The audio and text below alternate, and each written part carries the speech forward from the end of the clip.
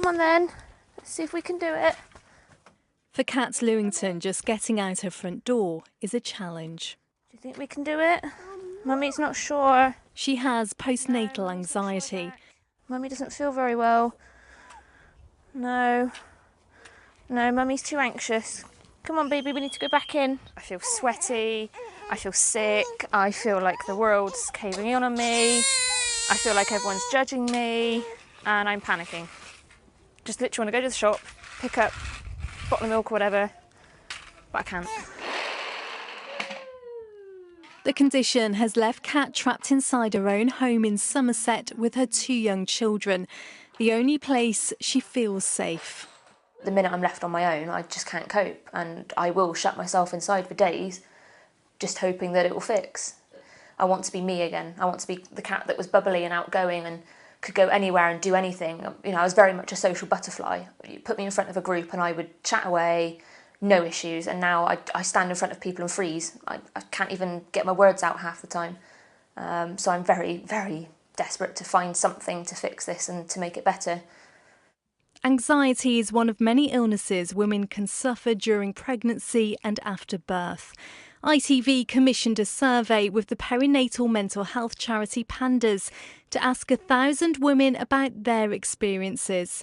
In the southwest, only 22% had heard of postnatal anxiety before having children, yet more than half had ended up suffering from it.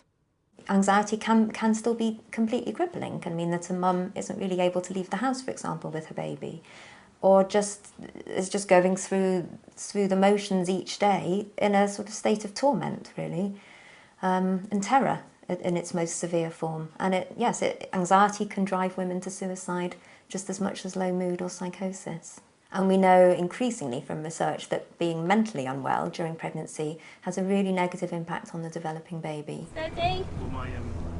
Go. Hannah Sterland from Tiverton in Devon had postnatal depression after her first child. Then when her daughter was born, she was diagnosed with severe anxiety as well. I honestly don't know the reasons for it, but I know that it was anxiety about virtually everything. I was terrified to go anywhere or to do anything. I was always anxious that I wasn't feeding them the right thing or playing with them in the right way or helping their development like I should be. And it just all added into those feelings of being inadequate. It's pretty shocking, really. But I knew that I wanted to run away and not be here. I didn't think I was good for the children. I didn't think I could cope with them, and that they would be better off if I wasn't in the area that they were in. Hannah is not alone. Hundreds of women who took part in our survey have similar stories.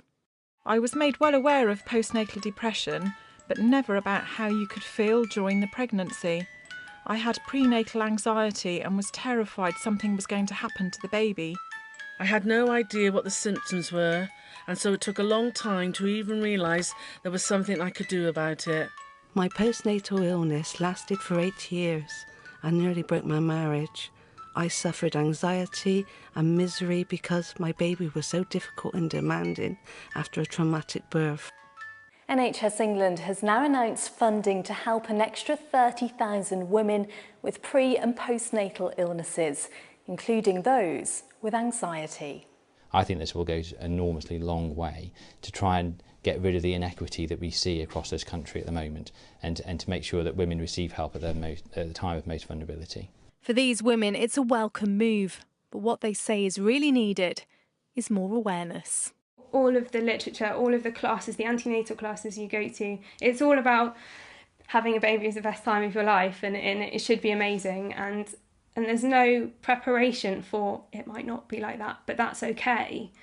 And if more people spoke about it, more people would get help that they need. Prenatally, I never got any sort of support for anxiety or anything like that. No one even considered it.